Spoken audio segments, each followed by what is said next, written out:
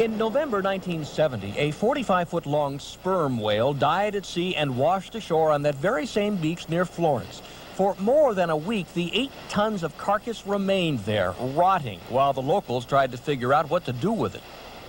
They did face just one minor problem at the time. You see, it had been so long since a whale washed ashore in these parts that nobody could remember how to get rid of one. It was too big to bury, it stunk too much to cut into little pieces, and burning it was out of the question. So, in its ultimate wisdom, the Oregon Department of Highways, which had jurisdiction over this beach, decided to blow the thing up, to use dynamite. It seemed to be the best idea at the time, at least to Highway Department engineer George Thornton. As he told Lindman on that fateful day, dynamite had solved plenty of problems in the past, and he had a strategy. Well, I'm confident that it'll work. The only thing is we're not sure just exactly how much explosives it'll take to disintegrate this thing so the scavengers, seagulls and crabs and whatnot can clean it up. Thornton settled on 20 cases just to be on the safe side. His crews dug holes, placing the dynamite to blow the whale bits out to sea. As they went about their business, more than 100 people turned out to watch. Oh, yeah. There were picnics. There were entire families. This is going to be fun. Let's go see the whale. Only one man expressed concern. I'm thinking we got big trouble here. 20 cases of dynamite. Walter Umenhofer had come upon the scene by accident. He'd been looking for property that day, but since he'd worked with dynamite and sand in the military, Umenhofer warned Thornton, who didn't take him very seriously. This guy says, anyhow, he says, I'm going to have everybody up there on the top of those dunes, far away. According to most accounts, NASA has launched rockets with less fanfare. They made a big spectacle of waving their hats, their hard hats in the air, and clear everybody away and all this, all clear. The flag drops, the thing goes off. And they touched that sucker off, and let me tell you, that thing went up, and it was the biggest mushroom cloud you ever seen, and it was red and white and black, and it was nothing but guts and blood and gunk. Carried by a wind, the cloud moved inland. So everybody all of a sudden started realizing We're covered. We were permeated with redness. And the smell. That would be the least of their problems. Those who witnessed the explosion agreed that the next few moments seemed to last forever. Individual descriptions vary, but it soon became apparent that what should have been little pieces of whale turned out to be big ones. And this stuff starts hitting the ground. Boom, boom, boom, boom, boom. And all of a sudden you realize I could be killed by whale blubber here.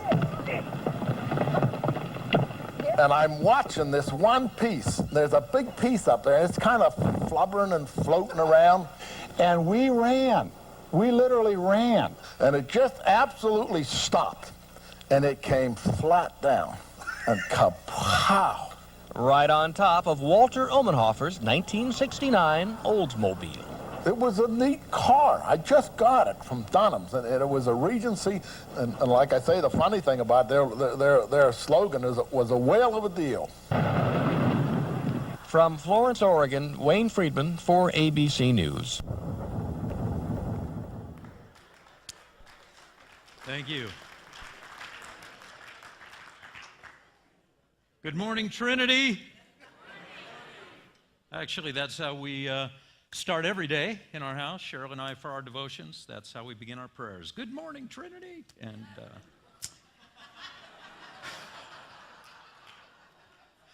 but your response was a little louder, so thank you. Good to see you. Actually, the whale video was all I brought, so let's close in prayer. I know. So anyway, we're blessed. I'm blessed to be here, being able to present a principle to you that I believe is transformational in churches, in individual lives, and certainly in our relational worlds. And so I hope it's an encouragement to you. My wife Cheryl is here. She's in the back. We've been married for 37 years. And God has blessed us with a wonderful little clan. We have 3 grown children, and they're all out and about doing their thing now. They've blessed us with 9 grandchildren. So I know. You see Cheryl and you think, in fact, people don't think this. They say this to her. You don't look old enough to be a grandmother of 9. Nobody has ever said to me, you don't look old enough to be a grandfather of 9, because I do. But anyway, we're happy to be here. I hope that you're blessed by what you hear and what you see today. And I hope that at the end of the morning, you walk out of here being thankful to God that you got yourselves out of bed on a Saturday morning and got to Trinity Church and spent the time with us. Before we get started, though, what I'd like to do is have you raise your right hand, please, everybody. Please, right hand. I got more time than you do, so let's get the hands up. All right. Repeat after me. I promise not to be offended by anything you say. Tom, in Jesus' name. Amen. So put your hand down. Congratulations. We not only just prayed, evidently, but we also, you made a promise, because one of the things that we tend to do is blow up ideas that have been long settled in our spirit and provide new paradigms for life and ministry and church.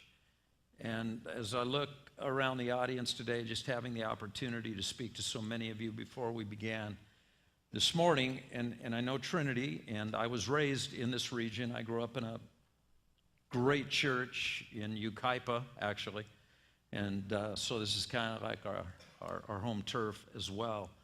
But I just know how things go over the years, and then you're presented with a paradigm that's different, and it's easy to push back and resist. So we're going to blow up some things. That's what the whale taught us today. We're going to blow up some things, and you don't have to agree with everything that I say.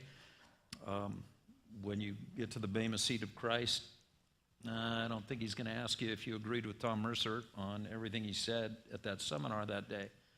But I hope you'll give God's Spirit every opportunity to speak into your heart. But I grew up in a ministry, in a church world. In fact, I began serving a church world that saw church as a spiritual restaurant where people would come to be well fed. Even the terminology we used seemed to feed that perception. Some churches have moved from restaurant category to more of a resort category where you can come and have all of your family's needs met. And we invite folks to join us, to come for the day, to spa for the day, enjoy music that resonates with our traditions.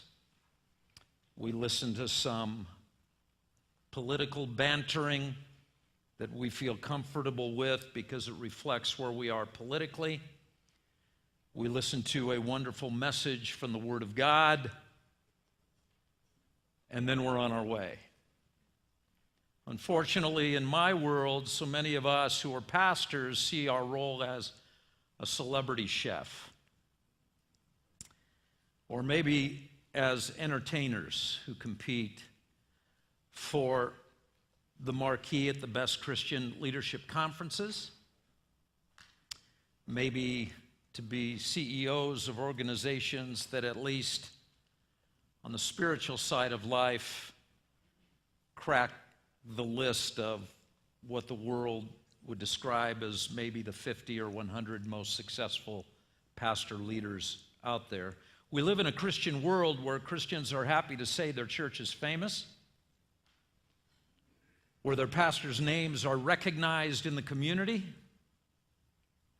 and where people can hardly wait to come back next weekend. But if our focus is on our pastor, if our focus is on a campus, if our focus is on a weekend, then the kingdom of God suffers. Because what you're going to learn, if you haven't already, is that the vast majority of kingdom building does not take place in buildings like this. In fact, the truth is, those are exactly the three bottlenecks to church growth. Church campuses, weekends, and pastors. Now, I lead a church that meets on not one, but 4 campuses. We meet on all of those campuses on the weekend, and as of this morning, I was still gainfully employed as their senior pastor. So I'm hoping that when I return next week, I still will be.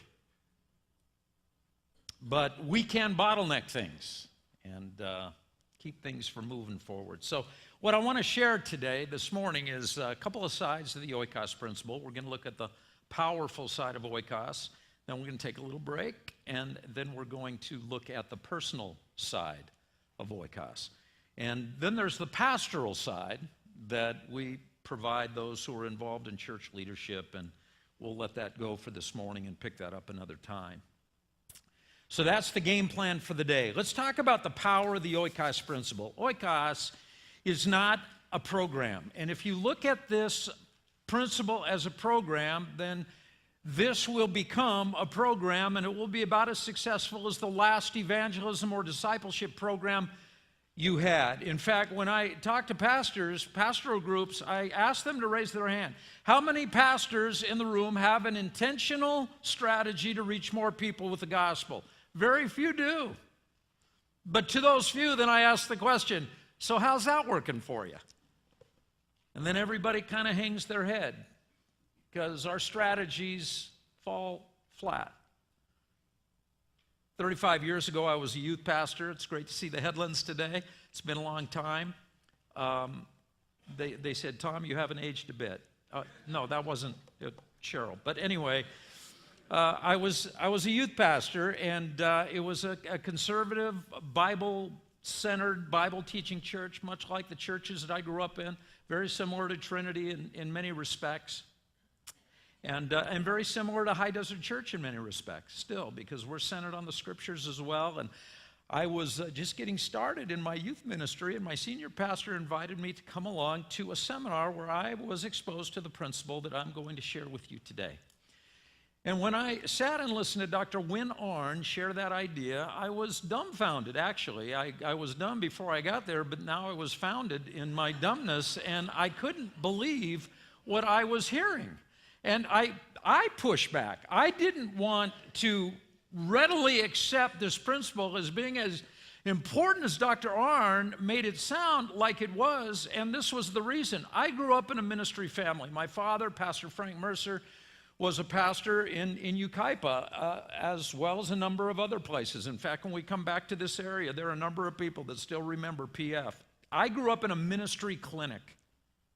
Then I went to Biola University and Talbot Seminary, and then I went to Foothill Baptist Church in Upland, where I was cutting my teeth in pastoral leadership.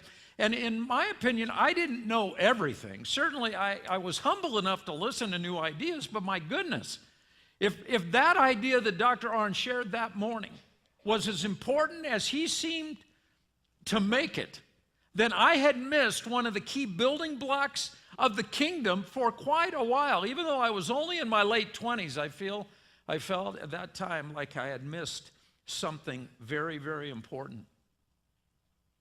A few years ago, I was fitted with a pair of glasses for the very first time, and I remember I didn't want to get glasses. My eyesight was not so debilitating that I couldn't function, normally. And yet, finally, Cheryl said, Tom, you got to go to the doctors right after that near miss on the freeway, I guess. And I figured that I need to go to the optometrist. So I went, and I got all checked out, and they put me, behind all of those different machines. And then they designated what kind of lenses I would require. And I remember sitting there in that chair, and the doctor set those glasses on the bridge of my nose for the very first time. And I'll never forget the moment, because I hadn't recognized how poor my vision had become over time until I could see clearly again. I said, man, my eyes were bad. The Oikos Principle has been that kind of an experience spiritually for me. And when Dr. Win Arn, my spiritual optometrist, set those lenses on the bridge of my nose, for the very first time, I recognized how poor my vision had been when it comes to how I live my life, how I schedule my life, how I see the people around me, how I lead as a pastor. Driving home that day, and this is no disrespect meant to my senior pastor, I was privileged. His family asked me to officiate at his memorial service just last year. Just a dear friend, and I love him and always will. But as we're driving home, I was so bothered in my spirit, I said to him, I said, Pastor, what are you going to do with this idea? And he said, well, we have a evangelism program already, and I really don't think that we need to replace it, at least not at this point. And I recognized, even as we were driving back from that seminar, that he had heard something different than I had heard, because I didn't hear about a program. I heard about a worldview. And it was transformational.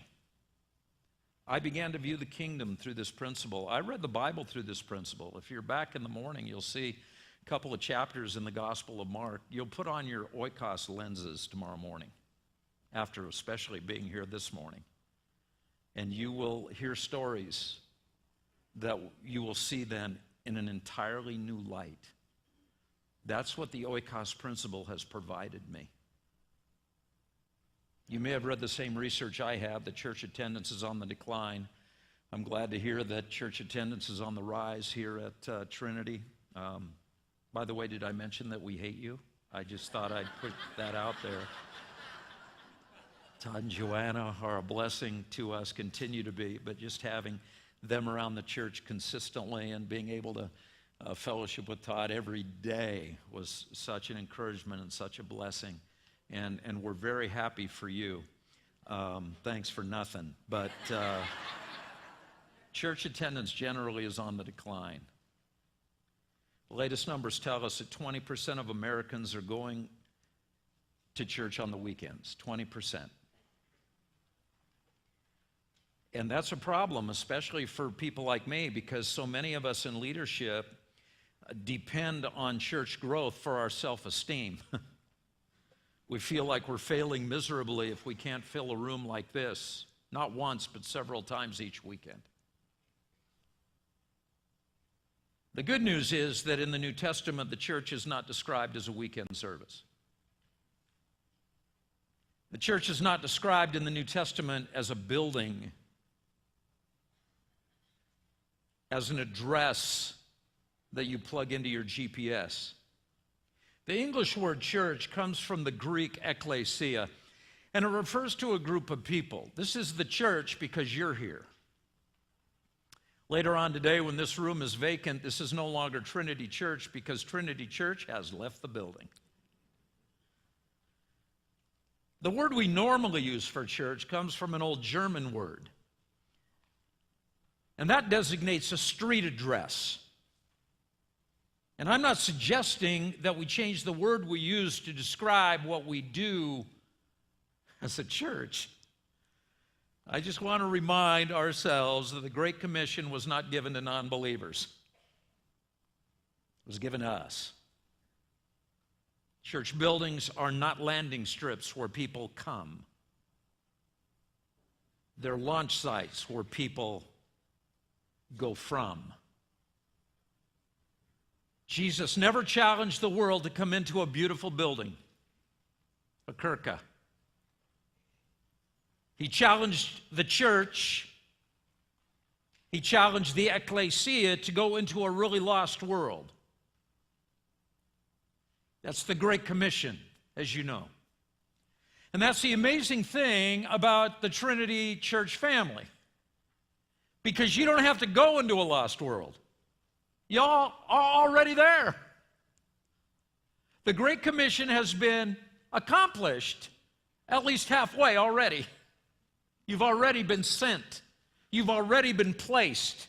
You already are in context with the world that God wants to save.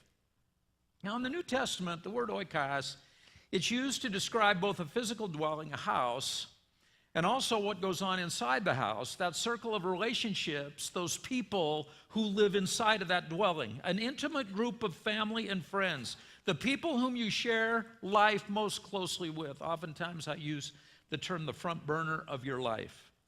Cheryl is a gourmet cook, and when we built a home after the kids left 10 years ago, we built a kitchen with a few little rooms around it. Basically, that's what our house is.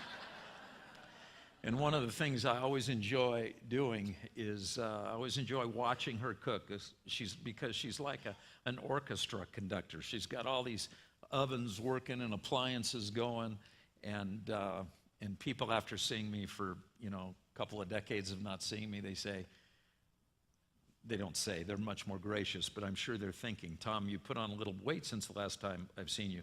Folks, I challenge you to live in Cheryl's house and not put on weight. I've exercised incredible discipline to just be the very amazing specimen that you see today. But the point is that when she's cooking on her stove, she has things on the front burner, she has things on the back burner, and she rotates them depending on the need of the moment. And when we use the term front burner, we're talking about people that you're sharing life with right now. And right now, there are anywhere from 8 to 15 people whom God has supernaturally and strategically placed in your life right now. Now, there may come a time, as we'll see later on in the morning, there may come a time when God will change them from front burner status to rear burner status. And for whatever reason or series of reasons, God is going to move them off of the front burner of your life to the back burner of your life. And there are times when God actually takes them off of the stove of your life altogether. But right now, if you were to ask the question, who is in my oikos, and we'll talk about that after the break in a little bit, you would come up with about 8 to 15 people, on average, individuals whom God has placed on the front burner of your life. It's not just those 8 to 15 people, it's not just that they get to hear you talk about what's important to you, talk about your passion. I hope Jesus is a passion for you. I can only assume that because you're in church at 9:30, 4 a.m. on a Saturday morning. But a lot of people hear about your passions. But your oikos is in the unique position to watch you live out those passions. Lots of people hear what we say. But there's a very small group of people who actually know if we own what we say, if we truly believe what we claim to believe. Actually, oikos serves as the root word for a lot of other words, even in our English vernacular. One is ecology. It comes from the Greek oikology. Another is economy. We talk a lot about the economy these days. And that's technically oikonomy.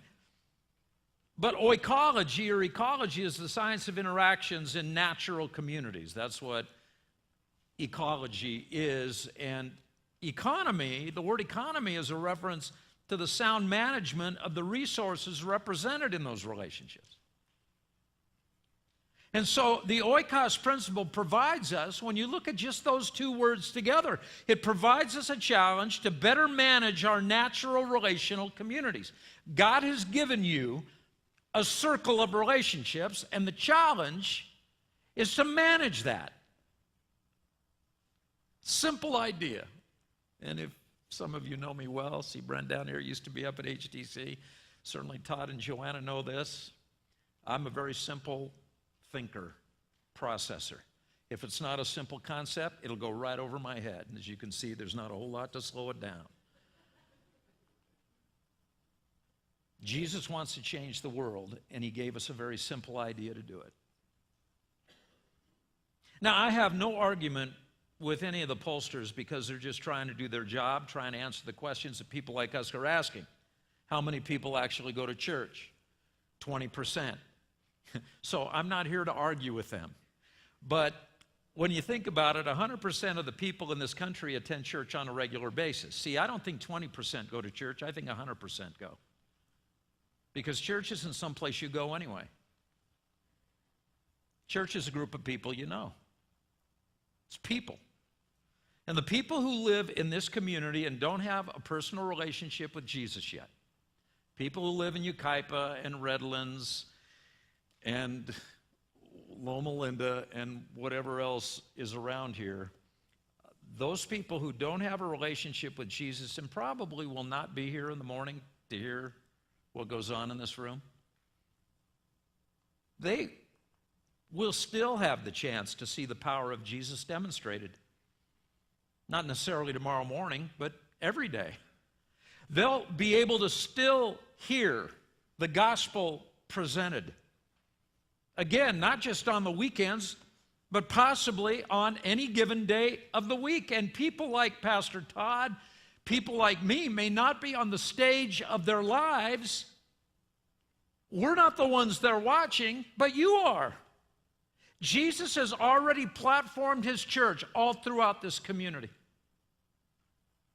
Now, here's a corollary to the Oikos Principle. Conversions, you can fill in the blank. Conversions to Christ generally require at least one important conversation. We all agree that at some point the gospel has to be shared in as clear and compelling way as, it can, and that there would be, as a result of that conversation, the reception of that message and someone receiving Jesus. So there has to be at least one meaningful conversation. Now, there may be many more conversations before somebody gives their heart to Jesus, but there has to be at least one. But here's the corollary to the Oikos Principle. No important conversation has ever taken place without at least two people's permission. Let me say that again, because it sounds profound, but it really is quite simple. No important conversation has ever taken place without at least two people's permission. How many of you are married? Raise your hand, please. See, you already know this. See, if somebody doesn't give you permission to have the conversation, we don't call that a conversation, we call that a monologue. And communication is not taking place. And since Jesus wired us for relationships, he knew that the most likely place for that level of permission to be granted would be in that group of people that we already know pretty well. Whether it be parents or siblings or neighbors or coworkers, maybe classmates that we went to school with, maybe other friends that we've come to know through some other means. And the Greeks called that group very simply an oikos, or an extended family. And from the very beginning of the human story, the Oikos Principle has been part of our hard wiring. Regardless of age, I don't care how old you are, regardless of your gender, it doesn't matter to me whether you're a man or a woman. Regardless of your generation, some of you are older than me, many of you are much younger than me. Doesn't matter. Regardless of your ethnicity, doesn't matter. Regardless of your church tradition, doesn't matter. Everybody in this room has an oikos. Anywhere from 8 to 15 people whom God has supernaturally and strategically placed in your life. And virtually all of us, you guys, probably including you, certainly including me, we made our decision to follow Jesus primarily because Jesus leveraged one of those very important oikos relationships in our lives. People were part of our oikos network, and they demonstrated faith to us. And it was their demonstration of faith that caused us to consider Jesus seriously. Or maybe it was not a demonstration alone. Maybe it was a dialogue. Maybe it's a demonstration and a declaration put together, and not just on a Sunday, but maybe over the course of many weeks, many months. Their influence was transformational.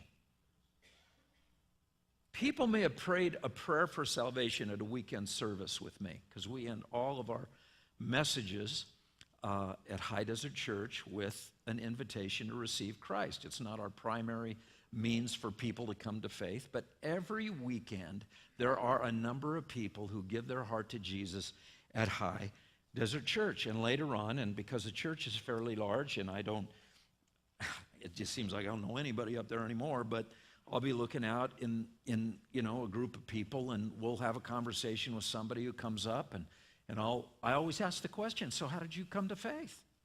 They say, well, you led us to Christ, Pastor Tom. You know, I'm very thankful for whatever credit you want to give me, but that's not 100% factually correct because I have never met you before. How could I possibly have led you to Christ?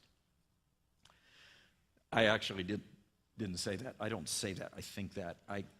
But what I say is, let's process a little more. Tell me a little bit about your story. And they say, well, don't you remember when you were preaching on such and such a topic? Actually, no, I don't remember that. So let's get past that and keep going. But that day you were speaking on whatever it was you were speaking on, and the Holy Spirit landed, and you led us through that prayer at the end of the service, and we gave our hearts to Christ. You led us to Jesus. Bless you. It's a little bit like when you go to a restaurant and you're there with your family, and so you're walking up together and you open the door and your wife and your kids go in, and then somebody's coming up behind you, right? And so instead of just hustling in and closing the door behind you, you hold the door for them, and they go in too. Does that ever happen? Anybody raise your hand, please? Yeah, it happens to all of us. Now, here's the question. Did you lead those people to the restaurant? No, you just opened the door for them when they got there. You see, that's my role on the weekend when I'm preaching and people in an audience decide they're going to give their hearts to Jesus. That's the role of the evangelist at the stadium. He's opening the door for people who have been led there by somebody else. And that's the question that I ask as I press further. Oh, you prayed a prayer at a service where I spoke. Oh, that's a different question. I want to know who led you to Christ. I want to know who put up with your nonsense when you were acting like a punk for all of those years. I want to know who were on their knees praying for you, that you would someday understand the evil of your ways and give your heart to Christ. I want to know who did the heavy lifting. I want to know who led you to Jesus. Somebody else led them there.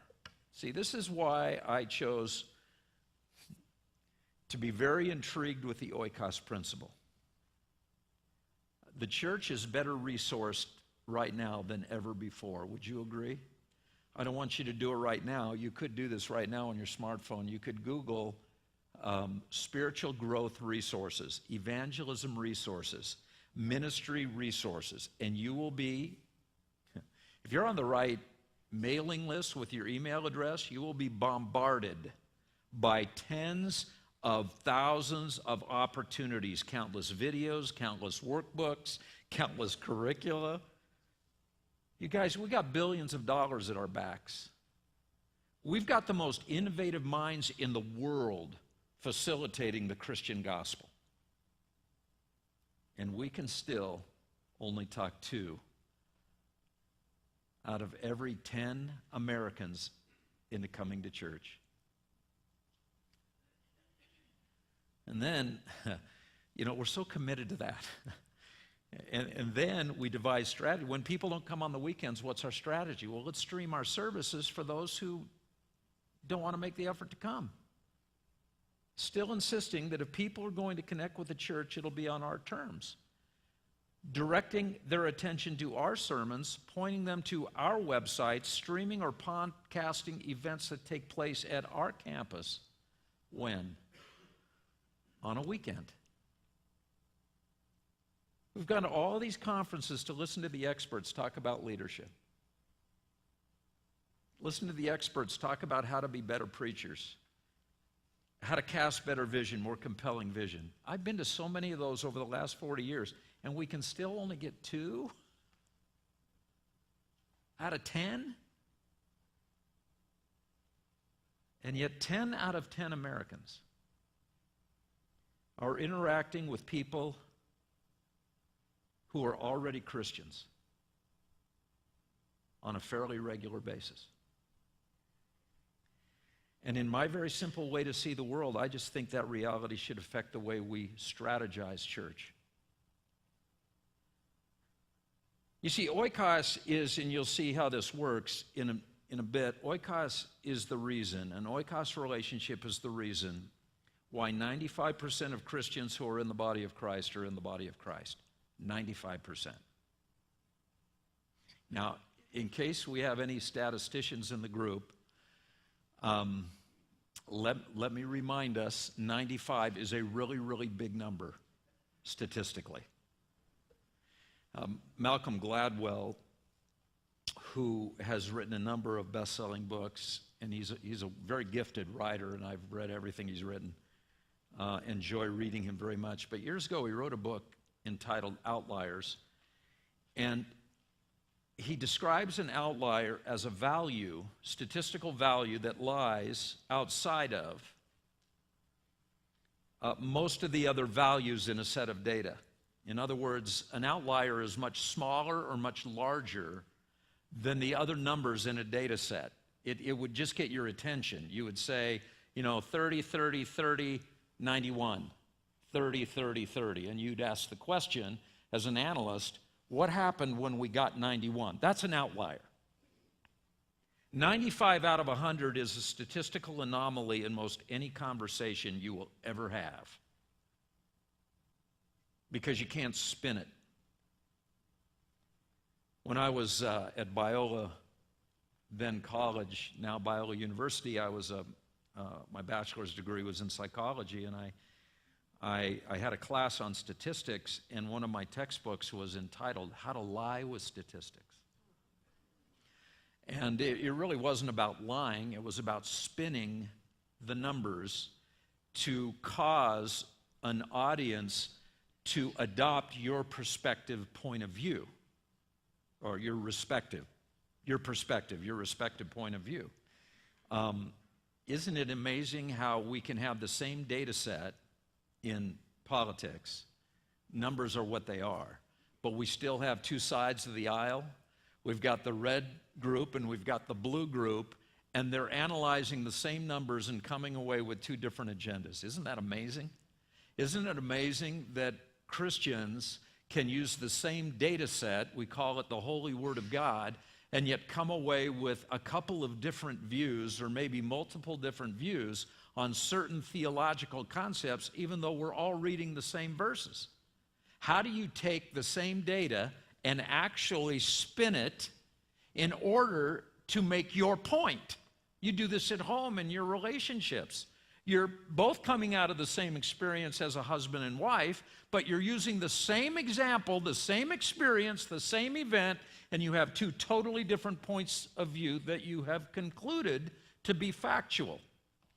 That happens all the time until you get to a number like 95, and then the conversation is like over. If you have a 95% approval rating, pity the fool who would run against you in the next election. Nobody would.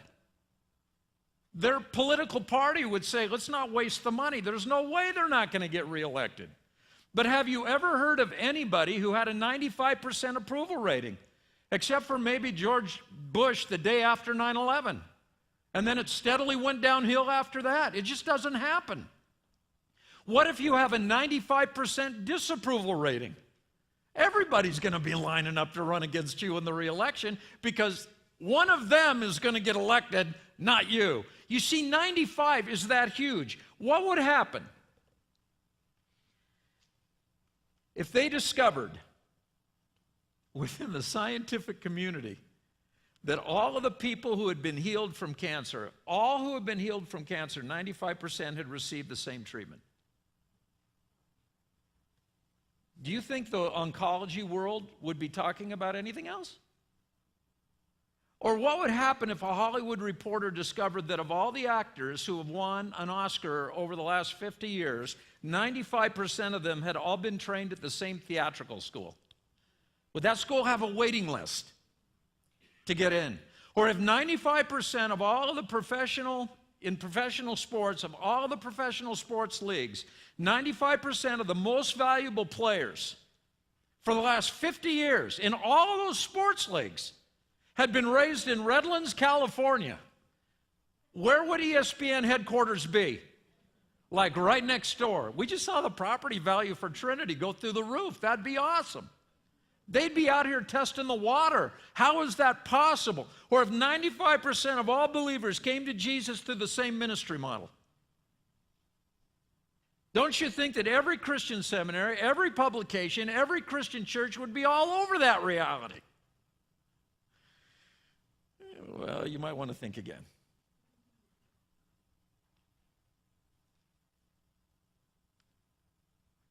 Because we've got evangelism programs. We've got discipleship programs that we've fallen in love with. And yet, of all believers from every generation, every culture, every denomination for the past 2,000 years of church history, dating all the way back to the founder of the Christian church himself, and you know who that is. It's not a trick question. It's Jesus.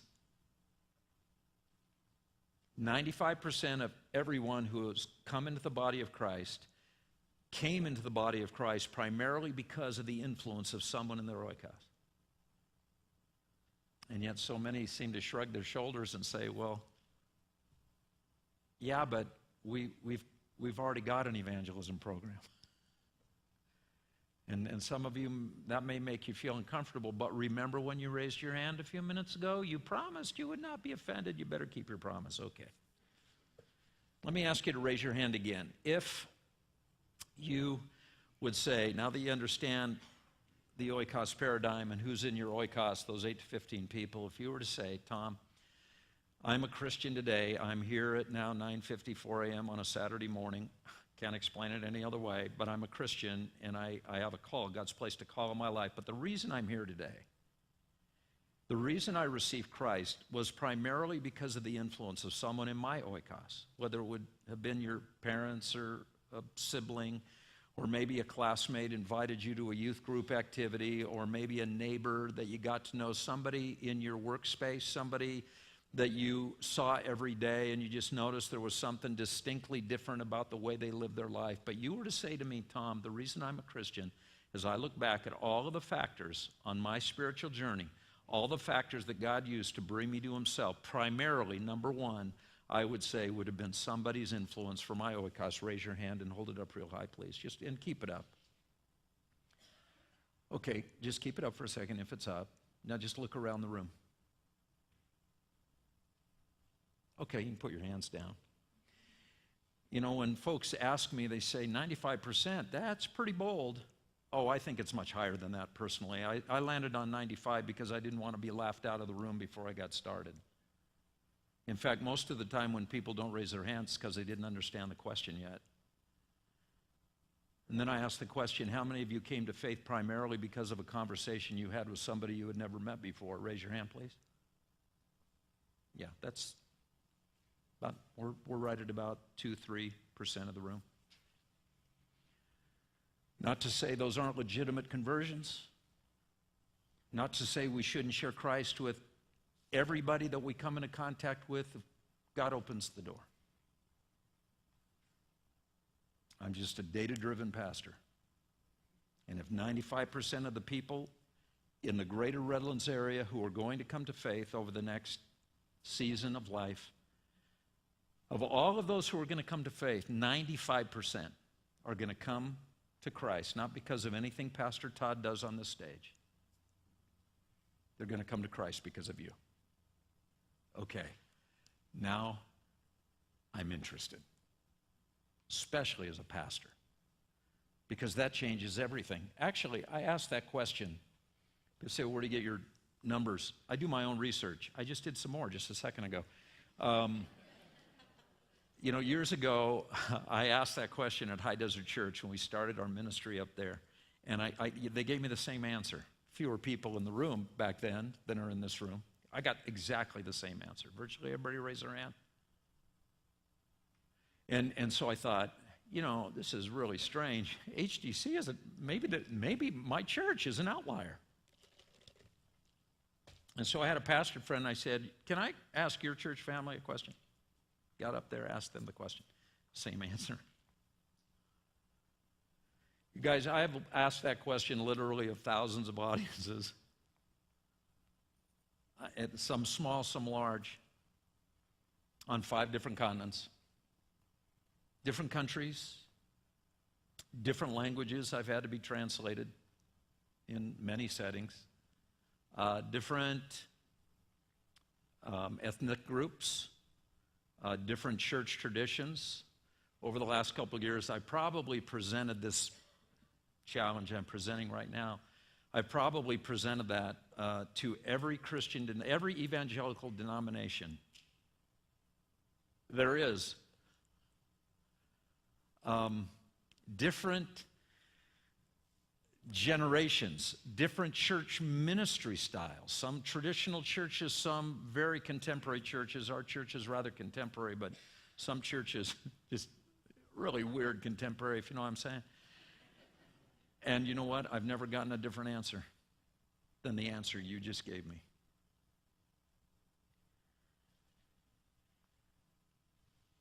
And again, I've never claimed to be the sharpest tack on the board. I'm not an academic. I'm not a scholar. I'm just saying, that reality, that's got to change the way I live my life. And again, sharing Jesus with anybody, anytime is our responsibility. We were flying back from, I think it was Denver, and it was, 3 seats on the plane. It was Cheryl, and then me, and then this guy. And you never know what to say when somebody's sitting next to you on a plane. And the older I get, the harder it is with the drone of the engines sometimes to even hear well, to have a conversation on a jet. And so you never know what to say. And so as we're taxiing down the runway, I thought he had a cold, but it was becoming more obvious he was crying. And then by the time we were airborne, he was just in full sob mode. And so I said, "Hey, buddy, are you okay?" He said, "No." He said, "I just lost everything. I lost my wife. I'll probably never see my kids again." He said, "I need God." And then he looked at me and he said, "Do you know God?" I said, "Well, matter of fact, buddy, I do. And I wish I could tell you about him, but you're not on my Oikos, man. I mean, tough luck." Actually, that never happened. None of that happened before. I'm just saying, well, should we share Christ? No, God will do amazing things in those encounters that a few of you raised your hand. I'd imagine you have your own story. But I have to tell you, people granting permission to have that meaningful of a conversation with someone they've never met before is extremely rare. And that's why after healing the demon-possessed man, Jesus told him to go home to your own people. That's the phrase in the NIV, New International Version of the Bible. That's the phrase, your own people. You know what the Greek word is? Oikos. Isn't it amazing you got your own people? Let me just take it a step further. Anywhere from 8 to 15 of them, whom God has supernaturally and strategically placed in your life. Actually, this is going to be our text tomorrow morning. And that kicks us into chapters 6, 7, and 8. We're not going to exegete all 4 chapters or 5 chapters, but I would say we'll be processing that story a little bit, because that story, when you put on your Oikos lenses tomorrow morning, that story is going to light up like a Christmas tree, bro. After Zacchaeus gave his heart to Jesus, Jesus said, "Today salvation has come to this Oikos." Now, I would never have said that. I don't think the fellows would have said it, the disciples. I don't think they would have said anything about an Oikos. I think they would have just said, "Zacchaeus, are you serious right now? That tax collecting punk gave his heart to Jesus, and he's walking away all jacked up with joy and having Jesus over for dinner? I mean, what kind of a transformation is that? Who would have thunk that?" That's what a disciple would have said. That's probably what you and I would have said. We'd have just shook our heads and say, "Oh, man, I would have never predicted that, man. That guy became a Christian." Jesus, while everybody else talking about Zacchaeus, Jesus already had his radar set on what? The guys 8 to 15.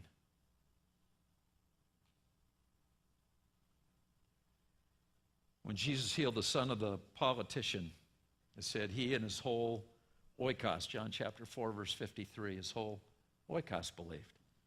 When Jesus called Matthew to be his disciple, it says that Jesus was having dinner at Levi, Matthew's house. And we think about the building, right?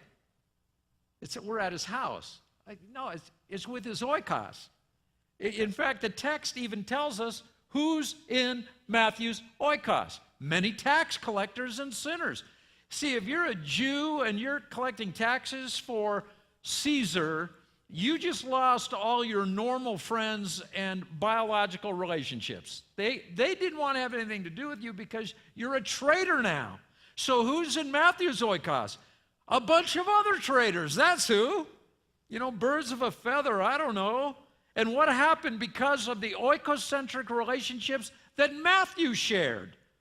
His relationship with Jesus through many who followed him. And Cornelius, later in Acts 11, he shows interest in becoming a believer. And what does the angel tell him Peter's going to do? He's going to come and bring you a message, and it's not just you that's going to be transformed. Your entire oikos will be. And it's not just a noun form of the word. You know, you can look up, and some of you might, just be texties. You might look at the Greek text and want to figure out how many times oikos shows up. But when you start checking it out, it's not just the noun form of the word oikos. Oik, as part of a compound Greek term, shows up everywhere in the New Testament. You can't escape this. I mean, just in the last year or so, we've looked at a number of different passages, texts, as we teach through the Bible, and we spend a preponderance of our time in the New Testament. And Colossians chapter 1, verse 25 talks about oikonomia, oikos with nomos, oikonomia.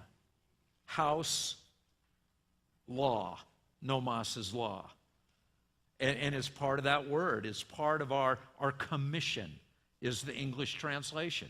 Evidently, God has become so intentional about making sure that we take seriously the relationships that he's given us. He's made it part of his spiritual law, that we would recognize what our commission is.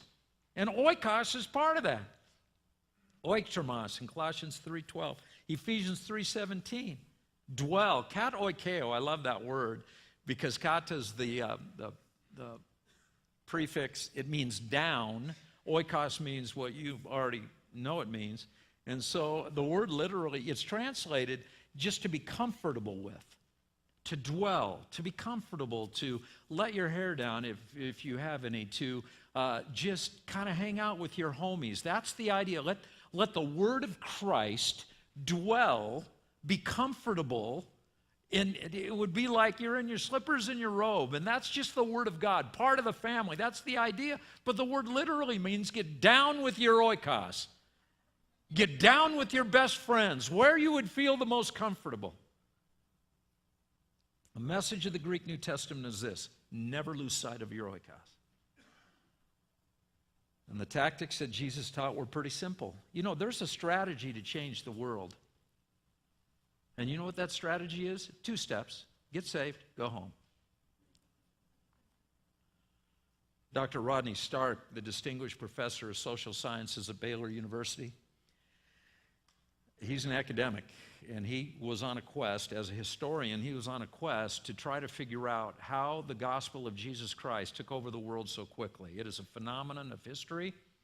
He called the name of the book, The Triumph of Christianity, analyzing what he calls, and I'm quoting, the rapid and remarkable Christianization of the world. And he doesn't even write as a believer. He's just trying to figure out what happened. And I just want to read a quote from that book, if I might.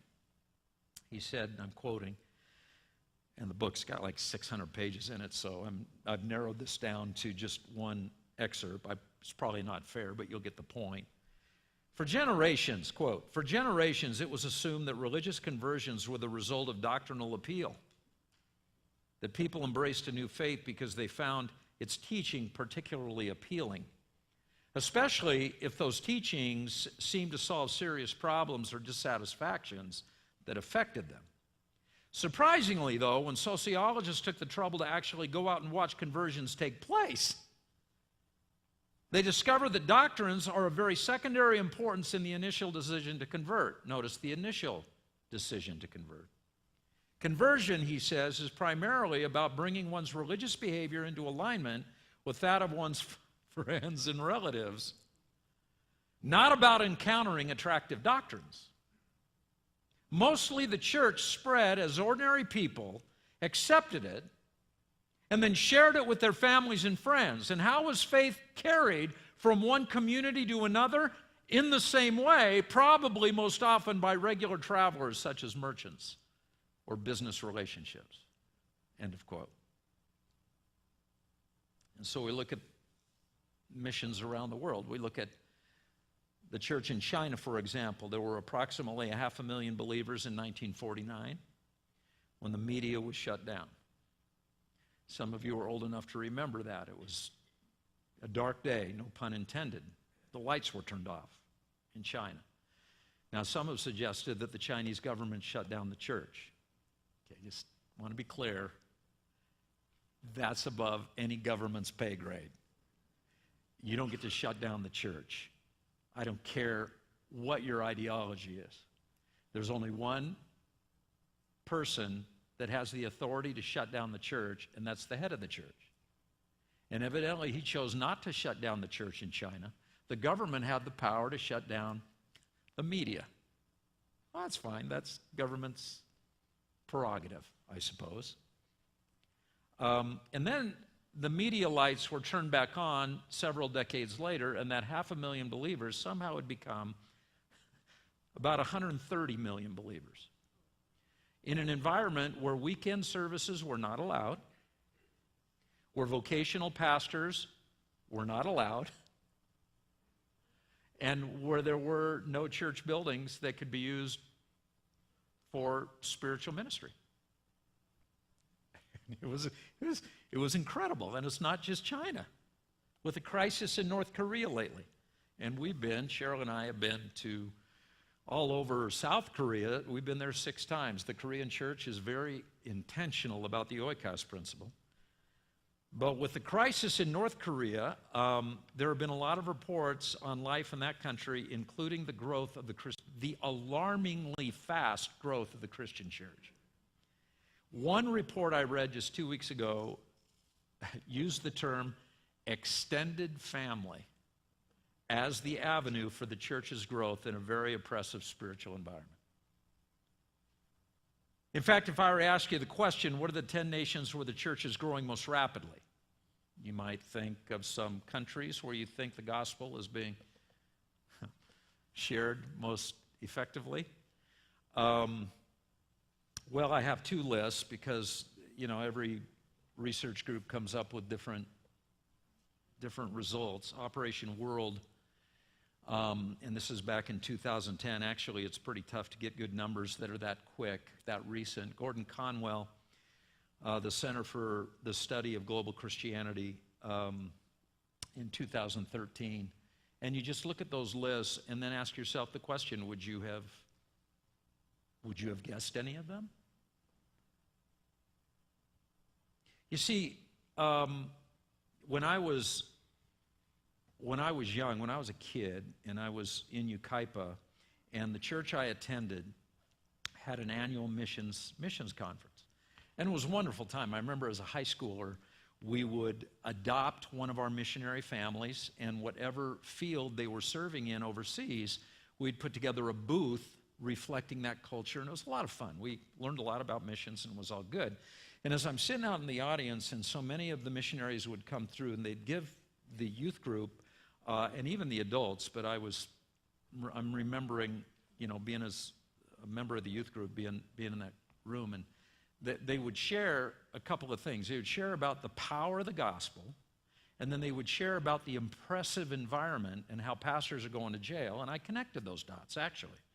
And I thought, okay, if you're going to have a powerful gospel presence, a powerful movement of the Spirit, pastors are going to go to jail. So when the Lord started calling me into ministry, I always wanted the gospel to be powerful, but I'm not sure I wanted to go to jail. And so it was kind of scary as a kid to recognize that if you do church right, people go to jail. Well, that's still true even in the world today. And I'm not disputing any of those testimonies or any of those reports. But now, years later in hindsight, the light is starting to go on or come on in my own spirit. It wasn't pastors going to jail that made the gospel powerful. It was the fact that the church, the Christian church, was forced to live in an oikocentric ministry world. Because you couldn't go to church on the weekend, you didn't have a pastor to listen to, and you had no church building to congregate at. And when the church is forced into a world where ministry is oikos-centered, or the term I've coined is oikocentric in the way it operates, the church flourishes. Doesn't matter what governments running the show in that particular region of the world. Now, this is the point I'm making. What would happen if in the United States, where we have this incredible level of religious freedom, which I love and appreciate, thank God for, but what would happen if we applied the same dynamic, even though we do have the opportunity to go to church on the weekends? Could we experience the same results? And time after time after time, I've come to conclude, yes. See, the Oikos Principle is alive and well in every ministry. It's alive and well here at Trinity. The Oikos Principle is operating here. You just showed me that a few minutes ago when you raised your hands. Virtually all of you would not be in the family of God if God hadn't leveraged that particular reality. My job is not to introduce the Oikos Principle to you. My job is to help churches understand how they can leverage that principle and accelerate it simply through clarity and intentionality. And so we're going to take a break here. I just want you all to do one thing. Look in the back and see that red clock up there right now. Go ahead if you can. And I was supposed to be done at 10:15. What does the clock say? Okay. Now, I don't know if Todd's this way. I do know that when we go over time and speak longer than we're supposed to, there's an awful lot of criticism. But when we are early, I just want some props.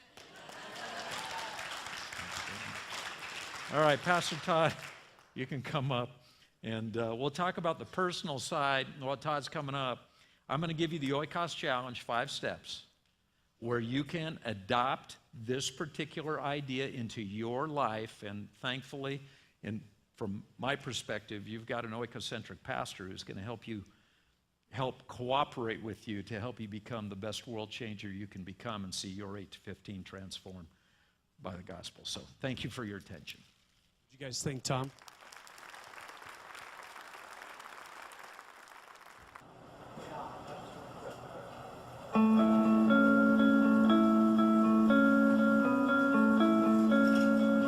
This is Nate.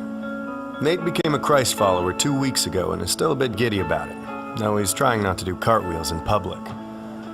Nate became a believer partly because of Kim. Yet oddly enough, Kim and Nate have never met. How is this possible? Well, let's take a look. Kim loved Jesus from an early age, and in college she had a huge impact on her friends. While most of her peers used their college years to, well, experiment, Kim didn't. She remained committed to her faith, and it showed. It especially showed to Lisa, her roommate, who confessed to Kim that she wanted whatever it was that made Kim so strong. Kim shared her faith with Lisa, and Lisa believed. Years later, at Lisa's first real job, she met Thomas. Thomas was hit by a drunk driver when he was 13 and still carried a lot of anger and bitterness. Thomas and Lisa became friends, and it wasn't long before he started going to church with Lisa and her husband. After a lot of studying and searching, Thomas gave his life to Christ. Fast forward a few years. Thomas became a public speaker and was often asked to speak at large events. See, when he became a believer, Thomas developed a new perspective on life. He stopped resenting what had been taken from him and started being thankful for the second chance he had been given. On one particular day, Thomas shared about overcoming hardship and what it means to choose joy. He was so passionate that a number of people were inspired to share a link to his video. The video of Thomas inspired James, too. And if anyone needed inspiration, it was him. James had a ton of issues. He spent most of his life as a passive husband, an absent father, and a horrible friend. That said, no one disliked him more than he disliked himself. But everything changed the night he happened to watch Thomas online. Something clicked and he knew what he had to do. He surrendered his miserable life to someone greater, and he was forever changed. James fought hard to make up for the lost years with his family, and he also began working with young men who were in danger of throwing their lives away. One of those men was Nate. Nate didn't really know his own dad, and he had no real direction in life, ultimately bouncing from one bad decision to another. Because of that, he often found himself in trouble with the law. No one had ever showed him what it looked like to be a real man. That is, until he met James. James became the first father figure Nate ever had. He learned about honesty, self-control, humility, and integrity, and where those traits come from. 2 months later, Nate publicly declared his belief in Christ, and of course, James was there. Now you can see the connection. Nate was impacted by James, who was influenced by Thomas. Thomas on Uncommon Joy and Lisa, who learned of Jesus from Kim. Kim's relationship with God eventually led to Nate's. Funny how these two people have never met and never will.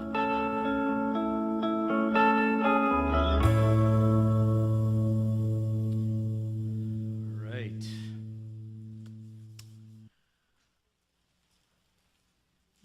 Probably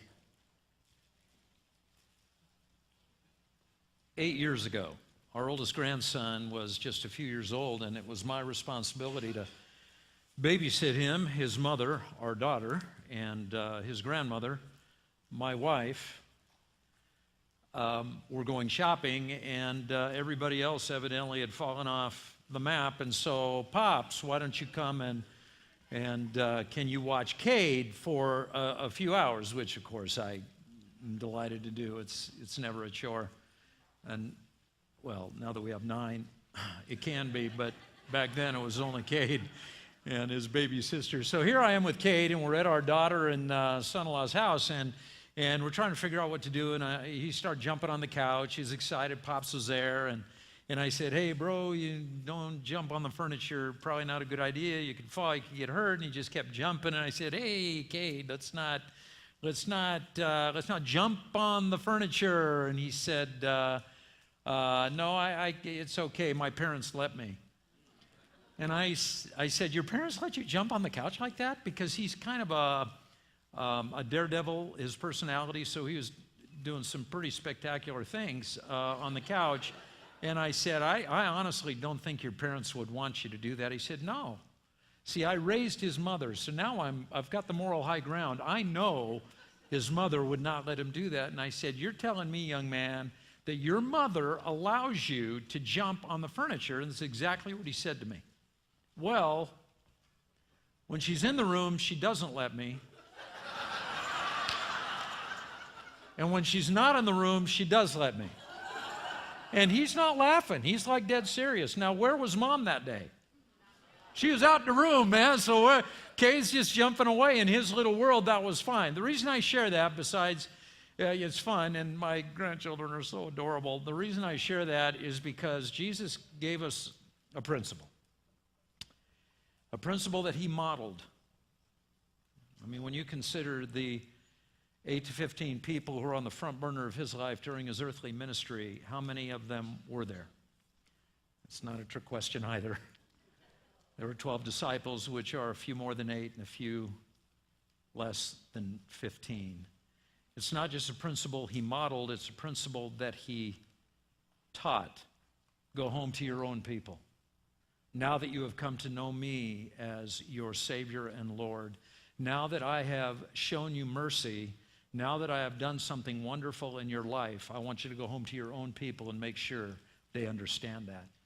See, this is what Jesus gave the church. Now, then he left, and he's out the room. And we've come up with all kinds of things. I mean, we've got the programs, and we've got the stuff, and we've got the, 40 days, and we got it. We got so much. And again, the question is, so how's that working for you? And so all I try to do is to help people take a step back, take a deep breath, remember what Jesus Christ gave us, and then move forward with that. So, you know, when I was, I'm going to share this with you in a minute. I'll get to it in a second. So I've developed quite a few friendships with pastors around the world, actually. Got email not long ago from Melbourne, Australia.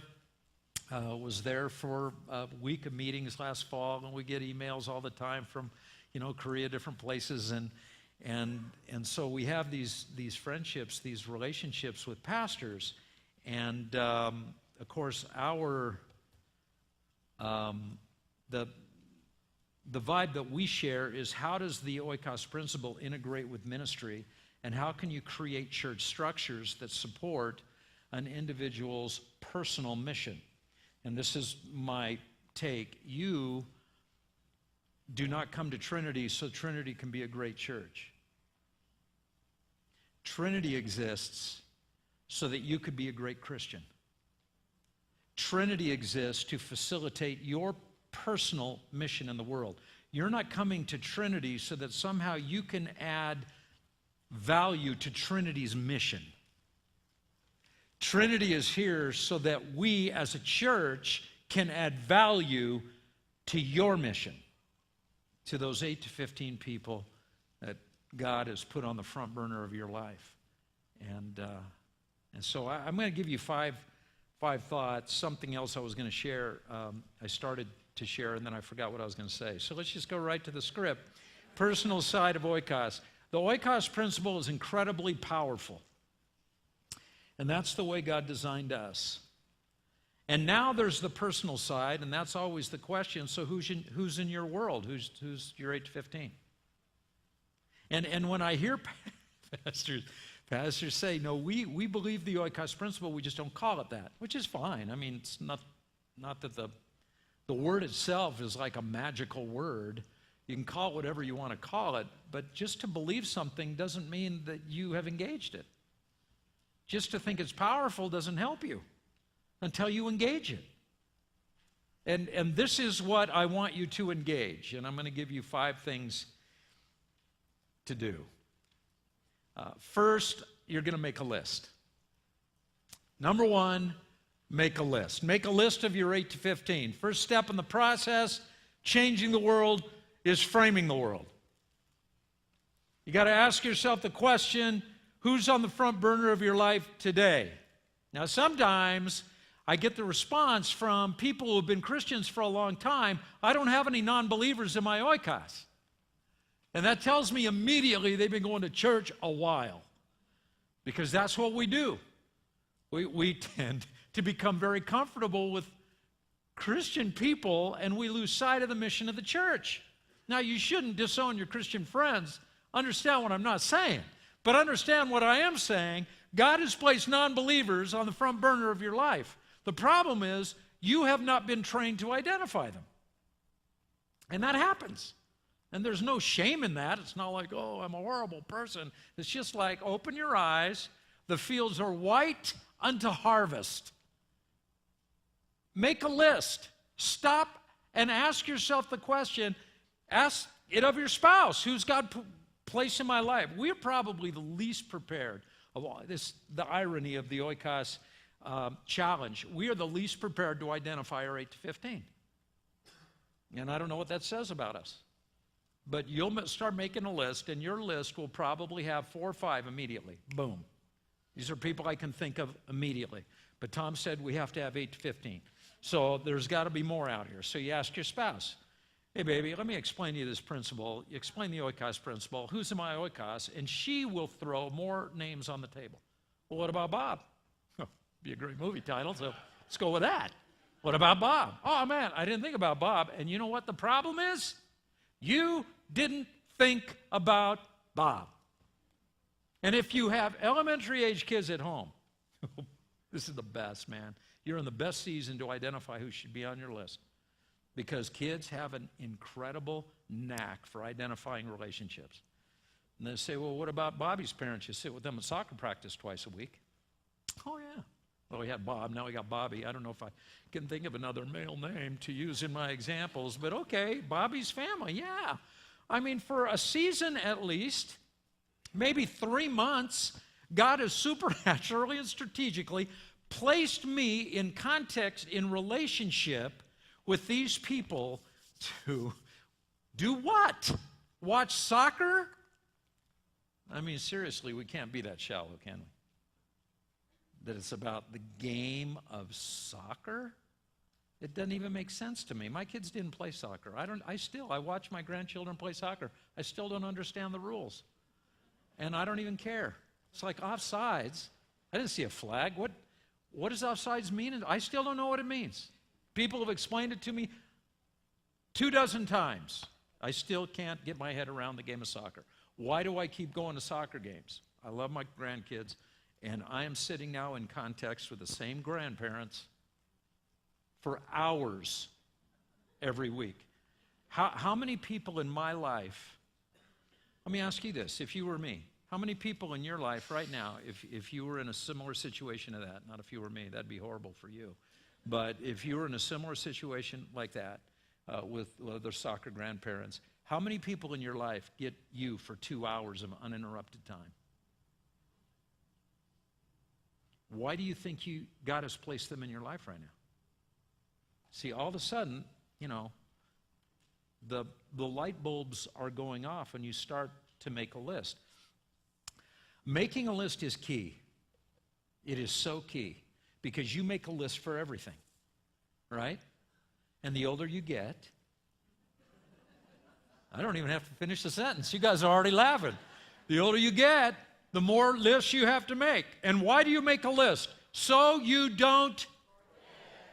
Bingo. You will make a list of the things you need to pick up at the grocery store for one meal.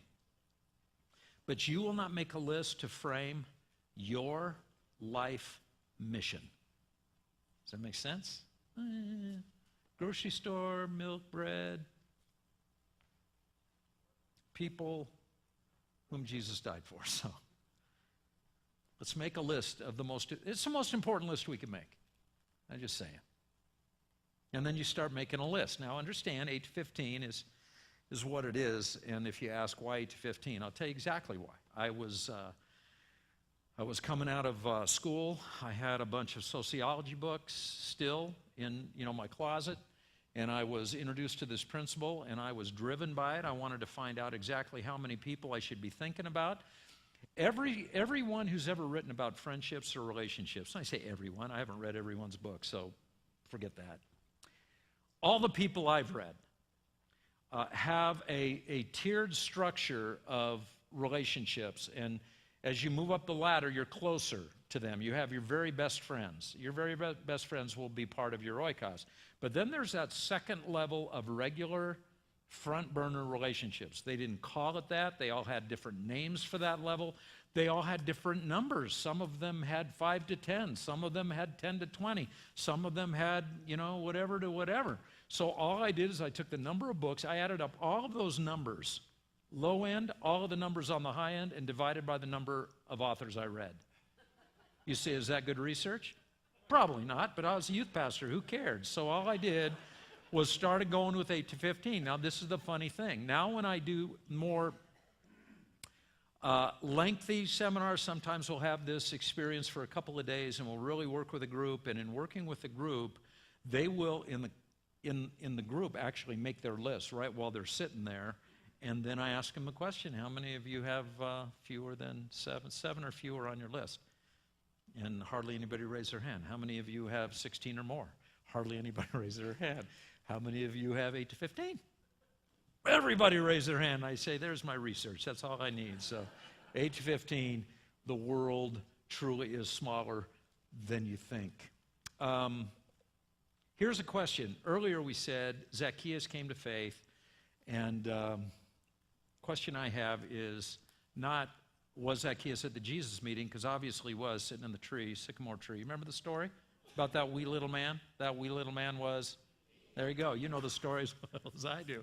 And so he's there, and he gave his heart to Christ. Now, I'm Oik Boy, right? So I asked the question, who invited him?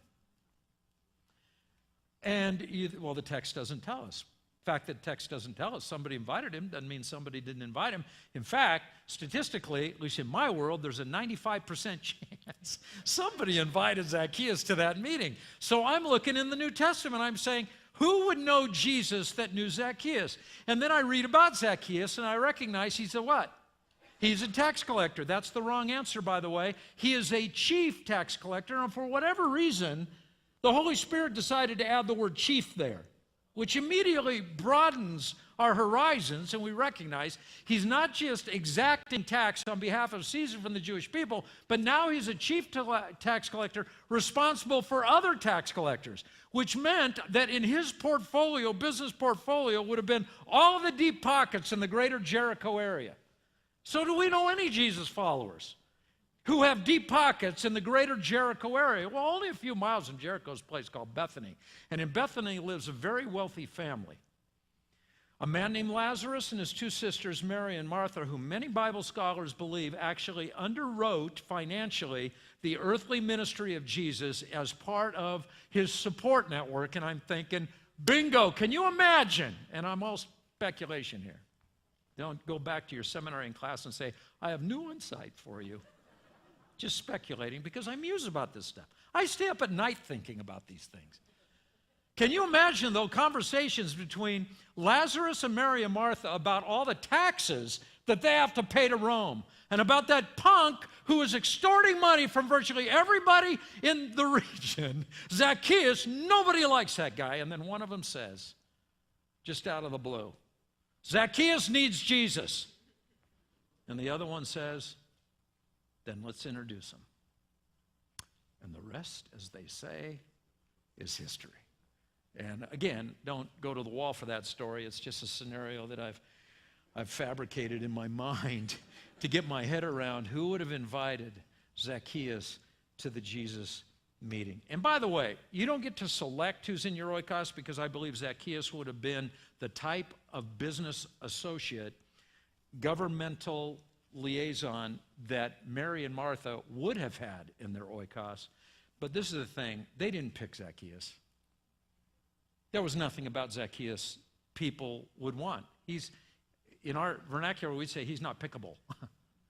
We don't want him. Why? Because we don't like him. See, you're already fabricating in your mind, not fabricating. Yeah, fabricating, putting it together. You're not lying. You're actually putting it together. Who's going to be part of my list of 8 to 15? And every once in a while, somebody will kind of, slide into your mind, and you'll say, I don't want to put that name down.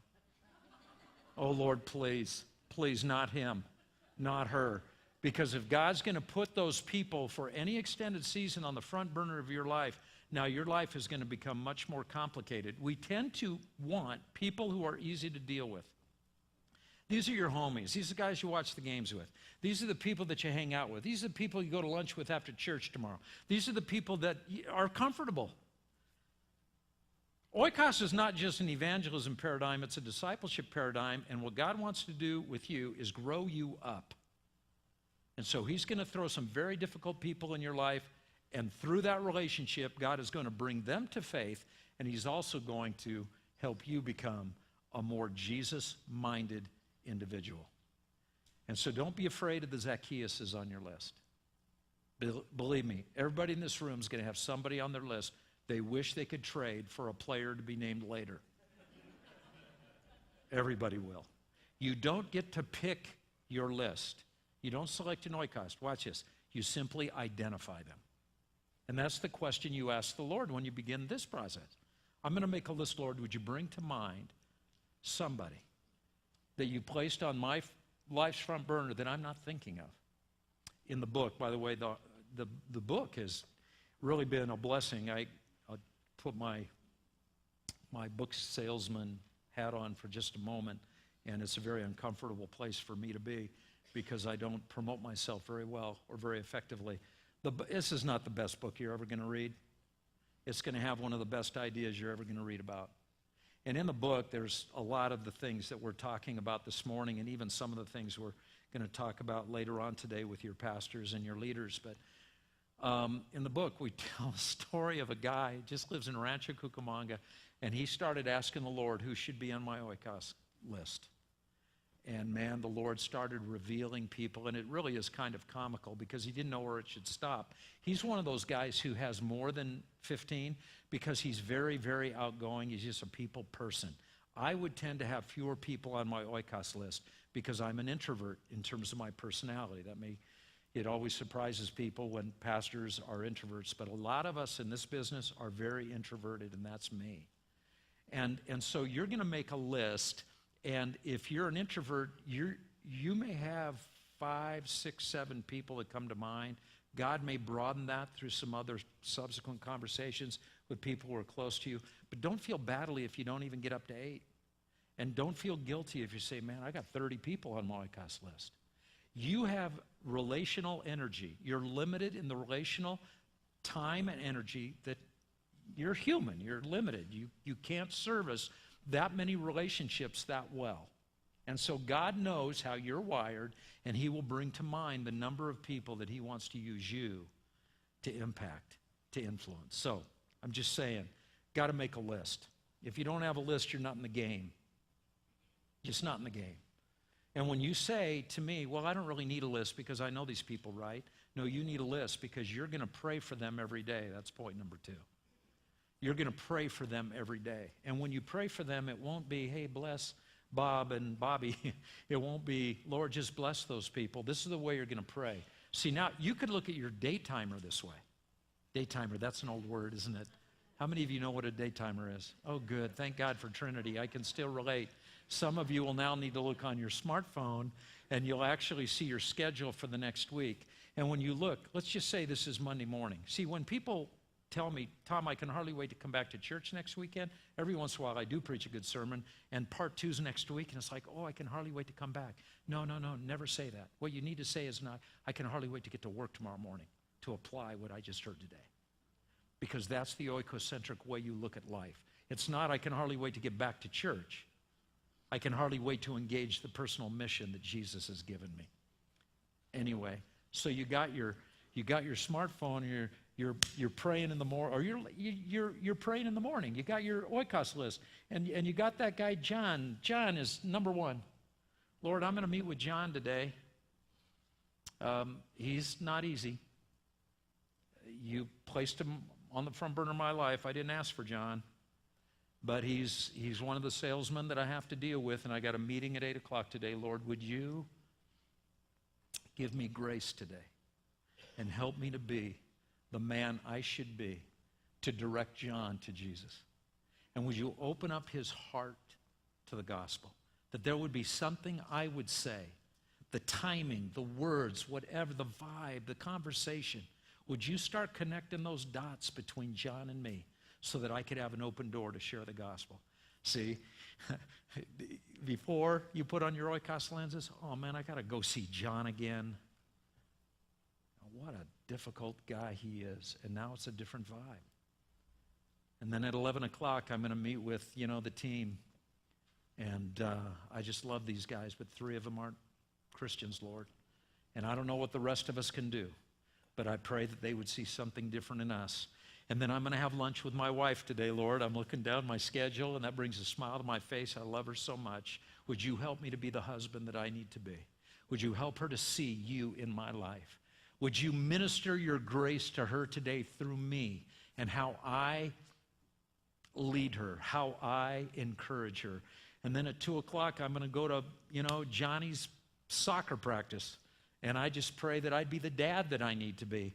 I pray that the other parents that are around, and you get the point, as you begin looking down your Oikos list, you're also comparing it to your schedule, and you'll recognize that front burner status means something in your life. Now, every day, can you imagine, I don't know how many people go to Trinity. Let's just use 1,000, let's say 1,000 regular attenders. It's probably close. You got 1,000, give or take, you got 1,000 people that are starting every day that way and leaving home not exhausted. How many times do we walk out of the house tired before we even begin the day? We just look at our schedule and we say, I don't even want to do this. Rather than that, how cool would it be if we had our list and we're praying every day for these people and we leave our homes loaded for bear? You know, world change is waiting for you right outside every time you wake up. And it is a pretty exciting way to live your life. See, Oikos didn't just change the way I structure a church or change the way I read the Bible. Oikos changed the way I schedule my life and the anticipation that God gives me now as I think about what that means. So I'm going to pray for them every stinking day. And a lot of people in your Oikos are not going to be non-believers. Some of the people in your Oikos are going to be Christians who are already walking with the Lord. You know what the number one name on my Oikos list is? Cheryl. The one who doesn't look old enough to have 9 grandchildren. That's the one that I live with. I love her. Do I pray that she would receive Jesus? My father baptized her when she was 10 years old. No, she is a delightful, godly woman. So what do I pray for? That she would stay that way. Because the last thing I need is for Cheryl to go south on me. And I can tell you, she has the first name on her list is Tom, because she'd say the same thing about me. I can be the biggest problem she has in her life, or I can be the greatest blessing in her life. And she's praying that I stay the blessing and not the problem. I don't know how successful God's answering that prayer. But you got people who are already walking with Jesus on your list. And then you got people who are Christians and they're not walking with the Lord. At some point they fall off the wagon. I was just talking the other day to a friend's son who no longer is interested in spiritual things. Grew up with our kids. And I asked myself the question, what happened to him? What happened? Did something happen that he would just sour to spiritual things? And the point is, I got these people on my list who I believe are Christians, but they're just not tracking with Jesus right now. And Lord, would you just use me in their life to bring them back to the point where they're walking with you again? And then I got non-believers on my list. We had during those years when our kids were playing sports, now as grandparents, our grandkids are old enough to play sports, man, immediate Oikos. I've got a group of people in a post office. You know, we mail these books, and people order them, and we mail these books, and so it seems like many days I'm going home, and there's a little regional post office outlet that nobody knows about, so there's no lines. It's almost like my private post office. It's beautiful.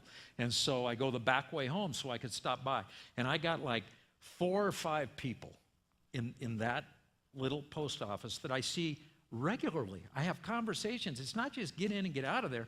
We're joking about the Dodgers. I'm a Dodger fan, and they're Angel fans. No? Okay, not this year? Too soon? All right. So we have these, we got this bantering back and forth, and I invite them to church constantly. Now watch how God works.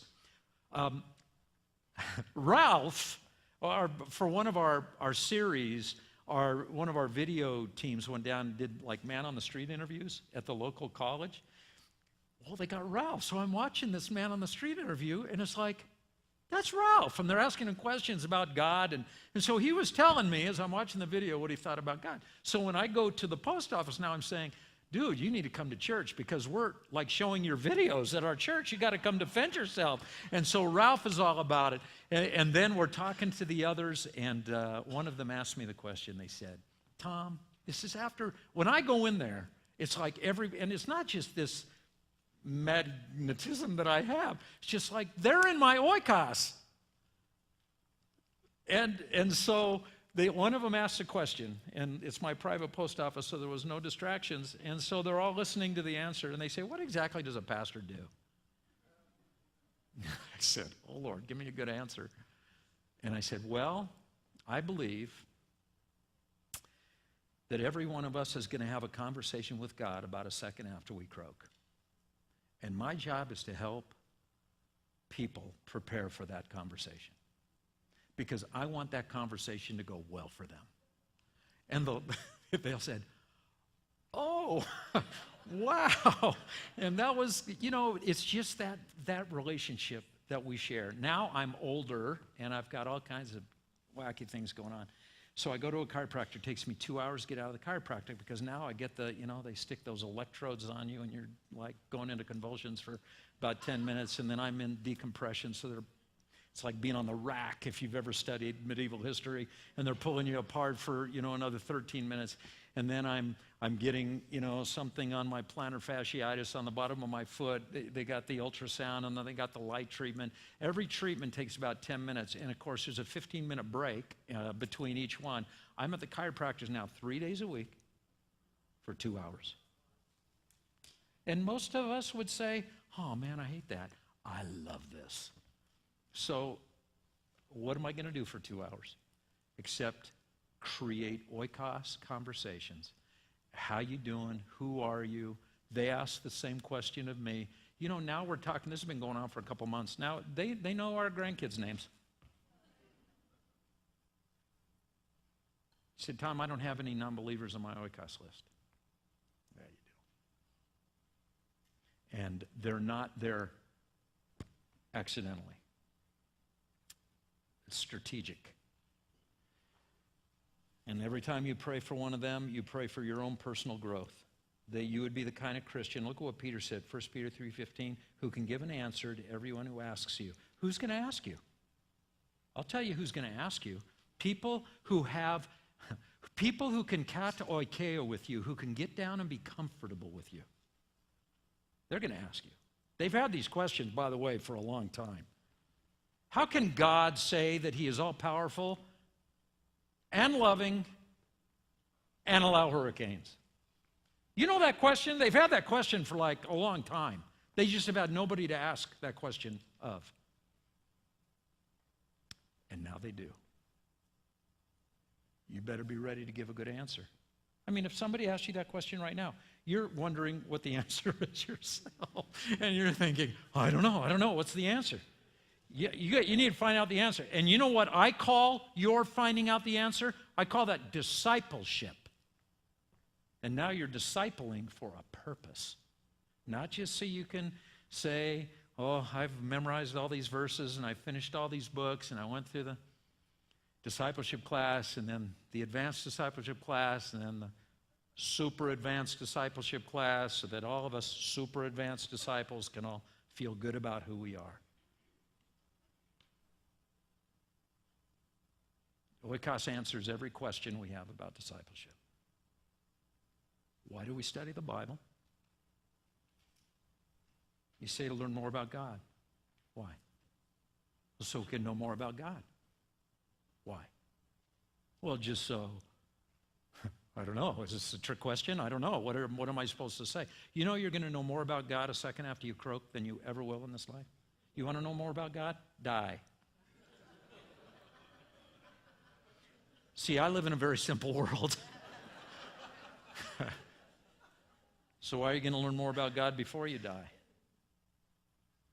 Always be ready to give an answer to everyone who asks you. You say, well, who's going to ask me? Nobody right now. Except for the people on the list you just made that you're praying for every day. And you know what you're praying for? Oh, God, just open their spiritual eyes. And when they see me, please help them see you. Evangelism, discipleship. And then invest time and resources to develop those relationships. Now you got your game plan. Now you've framed your personal mission. These people are the ones God's given me. How many of you are familiar with Blackerby? What's God? Experiencing God. And one of his basic tenets is look to see what God is doing and jump on board with it.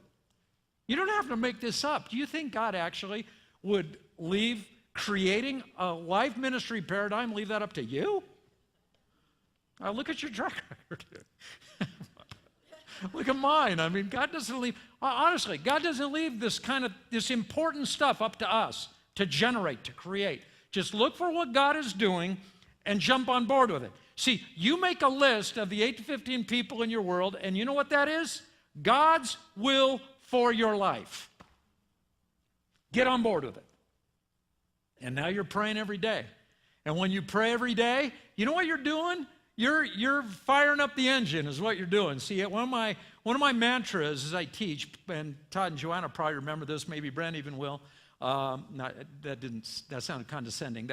You've been gone longer than them. That's why I say that about you, brother. But one of my mantras is, even God can't steer a parked car.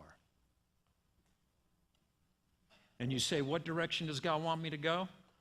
I'll tell you, make your list. And you know what you just did? You just fired up your engine. And then you start praying for him every day. You know what you just did? You put that puppy in a drive. And now start moving. And you know what God's going to do now? Steer you. It's all about investment. How are you going to invest in those 8 to 15 people? Now that you've painted the target, zero in. In a minute, and I'll let the cat out of the bag, in a minute we're going to talk about inviting them to church. The invitation does not go very far if the investment has not been made. Let me say that again because it's very deep and profound and very simple. The invitation doesn't go very far until the investment has been made. And when you start investing in those 8 to 15 people, you just watch the successful invitations you make and see what kind of reception you get or they provide you for your invitation. See, non-believers in Redlands already believe two things about you. It's not fair, I hope, but they believe that you're judgmental and that you hate homosexuals. You say, well, that's not me. I'm not saying it is. I'm just saying that's what they think. So how are we going to change that? Invest in those relationships. The best way for them to get to know you is to give them the chance.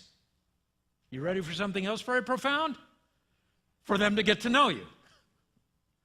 It's called investment. And just inviting them to church doesn't change their perception about what they think of you. In fact, it might even reinforce it. Remember the paralytic in Mark 2? It's one of my favorite stories. And you remember that guy? And they cut the hole in the roof and lowered him in front of Jesus? How many of you have heard that story at least a dozen times in your Christian life? Okay, let's do this. Let's put on our Oikos lenses and look at that story through a different perception. Here is a group of people who decided that their friend needed Jesus. There were a few things. I just put a list up here. They had compassion. Step number 1, when you start praying for your 8 to 15, maybe you just need to pray for yourself that you'd stop being selfish. I know I have to pray that. Lord, help me not to see this through the lens of my own personal comfort. Because the most comfortable thing for the paralytic's 4 friends to do is nothing. You know, it is what it is. Too bad you're paralyzed, bro. We'll pray for you. We'll pray for you. We'll lay hands on you. It's not working, man. We need somebody to lay hands on him who actually has hands that need to be laid on him. And who better than Jesus? They had compassion. They cared. And you might say, I got these 8 to 15 names, Lord. Actually, I only care about 3 of them. So what are we going to do about that? Just be honest. Or even the Zacchaeus on your list that you don't like. Just be honest. How about faith? You know, it's hard to have faith sometimes. I got this paralyzed guy, and he doesn't have faith. and if you remember that when they finally got him in front of Jesus, it was because of whose faith that Jesus healed him. When Jesus saw, watch this, their faith. See, when you're a paralyzed guy and to say, you know, God loves you and God can do anything, then why am I paralyzed? That's fair.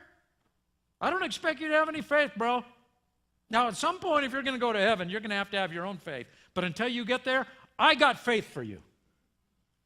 See, I could ask you the question, you got 8 to 15 names. How many of you believe, you don't have to raise your hand, how many of you believe that those 8 to 15 people, maybe not 100% of them, but virtually all of them are going to come to faith in Jesus? And some of you say, man, I don't know. I don't know if that can happen.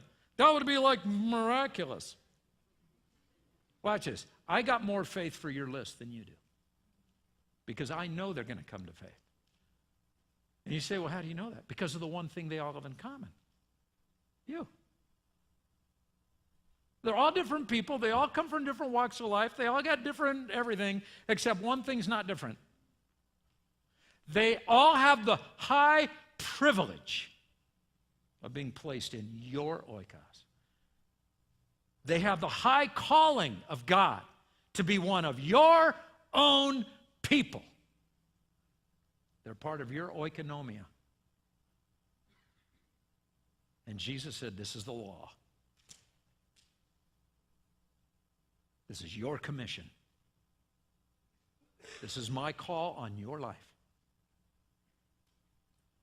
They had faith for him. I know you don't have much faith in Jesus, but we do, so we're taking you there. And what are you going to do about it anyway? You can't even protest. Initiative. At some point, those 4 guys had to develop a plan, had to take initiative. Persistence. The text says they couldn't get him in to see Jesus. How many of us honestly, we'd be carrying like 4 friends, dragging this guy on the mat along, see Jesus, oh, too full, sorry, bro, maybe we'll try another day. These guys wouldn't give up. You may be sitting in a room like this 10 years from now listening to a guy like me talk about oikos, and you might say, I've been praying for that guy for 10 years and I've seen no difference. And my response is, so what? Are you going to give up?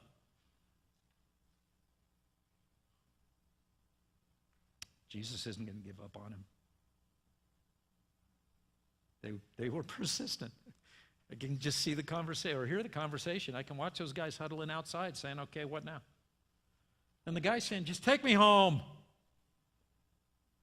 said, no, we'll get you there. Just shut up, we'll get you there. Innovation. And then one of them says, hey, what if we cut a hole in the roof? And the other 3 said, are you crazy? Can't just cut a hole in a guy's roof. I'll bet we can.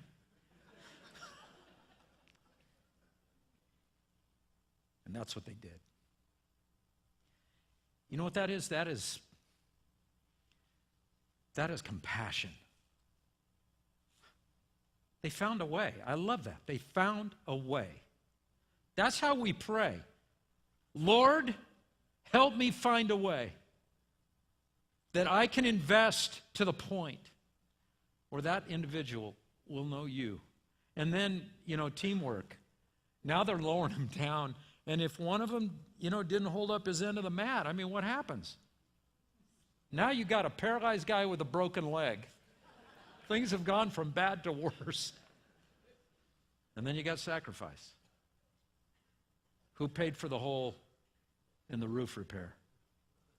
You don't just cut a hole in a guy's roof and walk away. Somebody had to say, even in the planning stages, that innovative moment when one of the guys says, oh, let's cut a hole in his roof. And he said, they can't do that. And then somebody said, yeah, we can. And I'll pay for it. You know what investment costs you? Costs you some money. It costs you time. It costs you energy. It costs you focus. It costs you intentionality. Going to cost you. And then invite them regularly to church. Number 4. And remember, the church isn't a building, so anywhere the ecclesia gathers, church services are being held. And that's what Jesus said. Jesus said, wherever 2 or more, remember this, are gathered together, no matter whether you're in a Trinity location or not, well, you got 2 or more gathered together, we're having church. That's where I am. That's where my spirit is. That's where we're going to worship. That's where we're going to teach. That's where we're going to exhort. That's where we're going to share Christ. Invite them to church regularly. Now watch this. What number is this?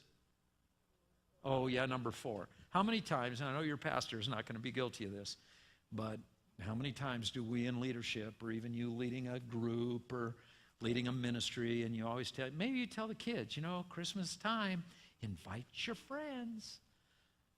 Pastors stand up on the stage and say, hey, we got this guy coming. He's going to, this weekend is Dr. Ted Tripp is doing a parenting conference up at High Desert Church. Invite your friends.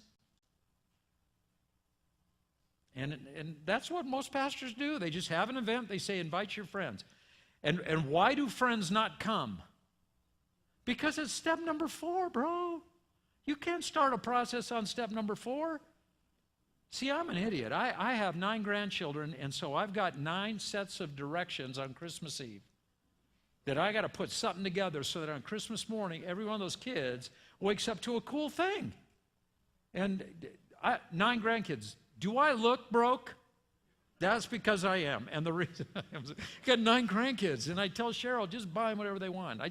That's just the difference between being a parent and being a grandparent. And so I'm like Christmas Eve. It's like 1, 2 in the morning, and I have to go step 1, step 2. I could never start on step 4, because if I did, it would all be backwards. And if you want to get something done right, start with step 1. And some of you would say, you know, I invited a friend and they just aren't interested in spiritual things. That's what happens. Why don't you invite your neighbors? Well, we did years ago. They didn't come. They're just not interested. Can't expect success by starting at step number 4. But if they're on your list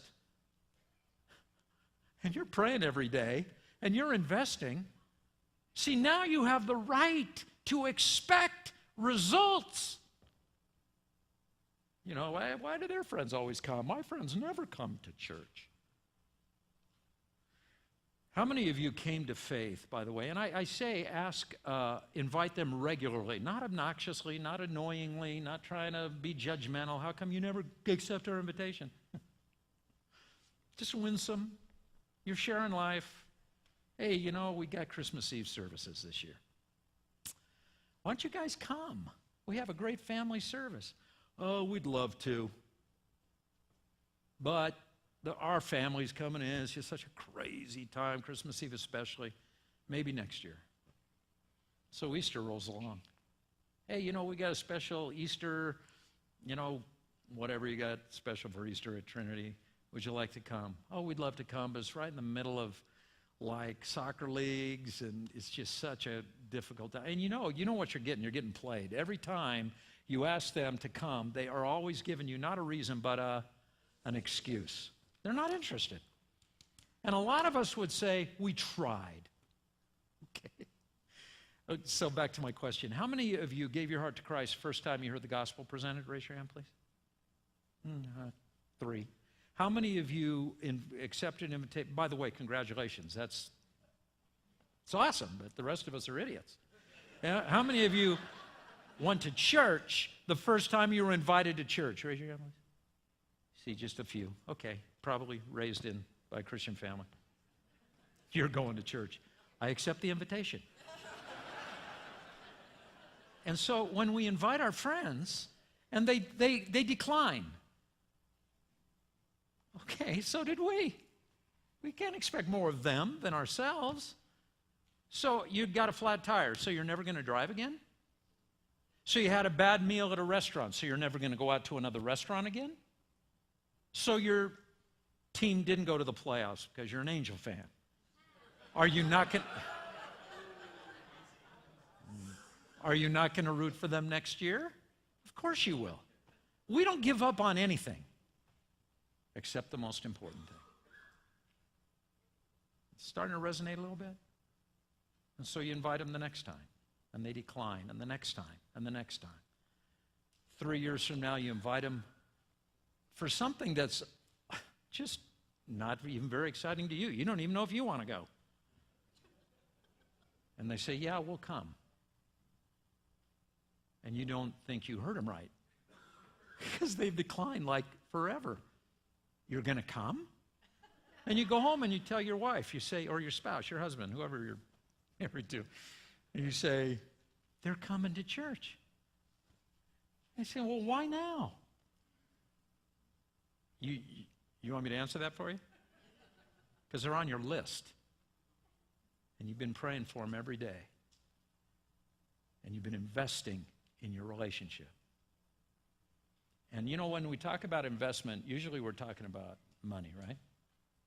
It's a good investment because you get a return on your investment. Bingo.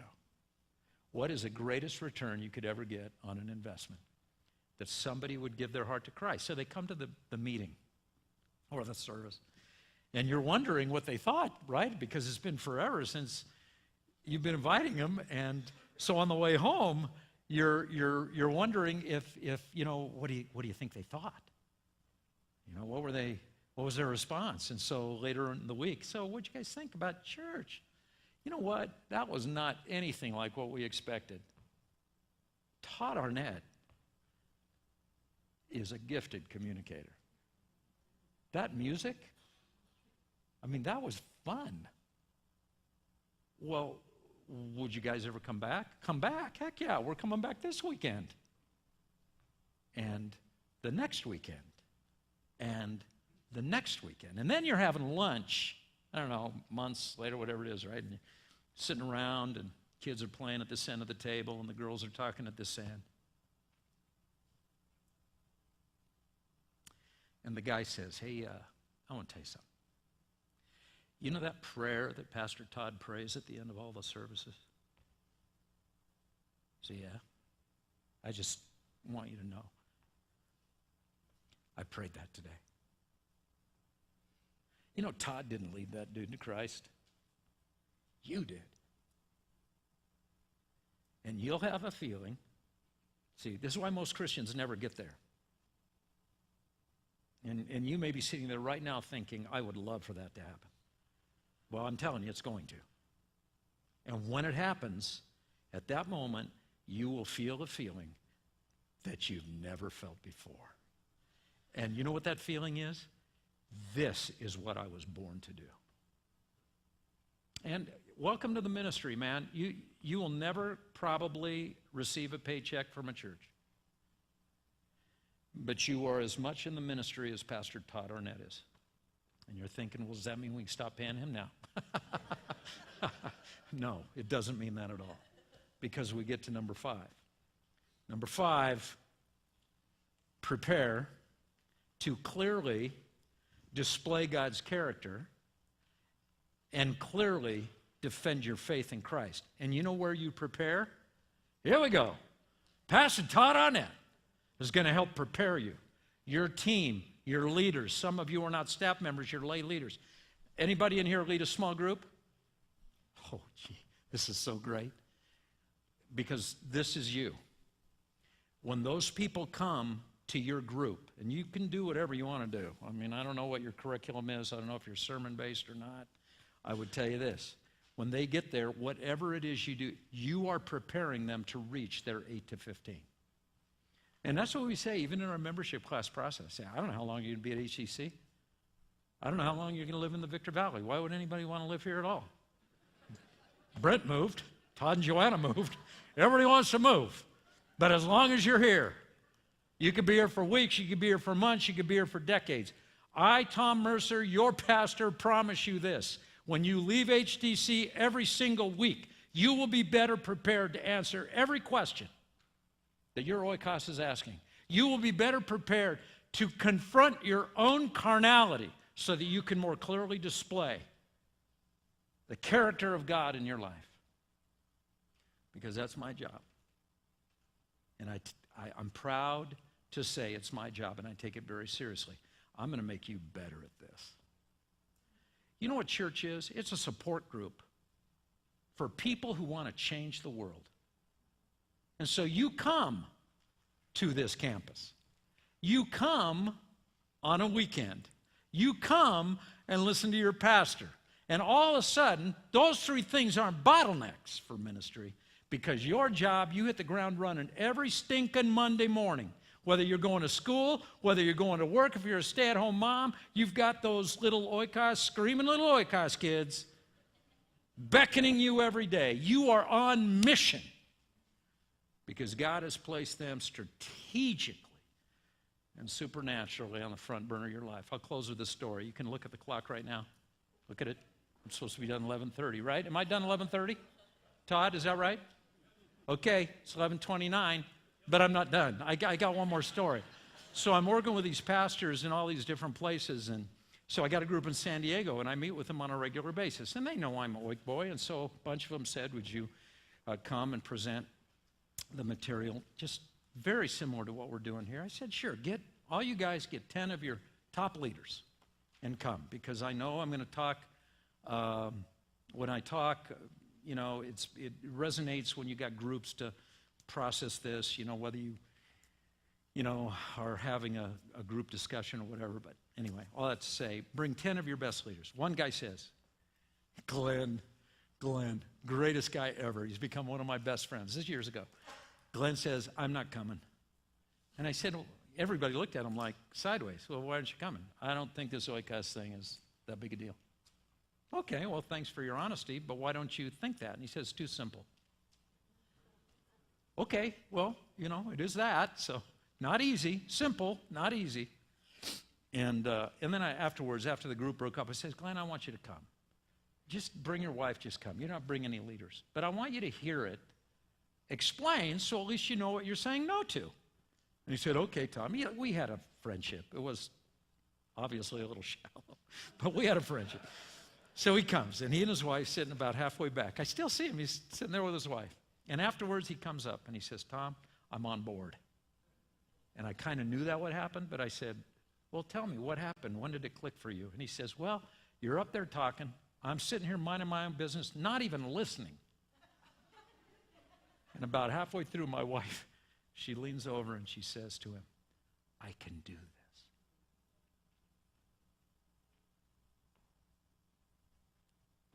That's right.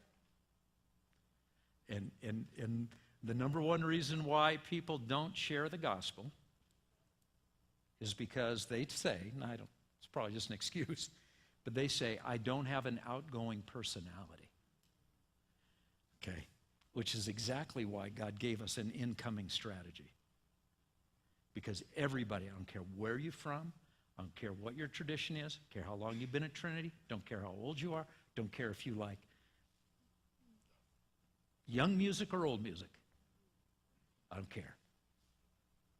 You've got 8 to 15 people God has placed on the front burner of your life. And you can do this. And God will be glorified, His kingdom will expand, and it's a blast. So that's the personal side. Okay, I'm done. Look at the clock, 1 minute late. And you know my first session was a minute early? On average, I am what? Perfect. That's what I am.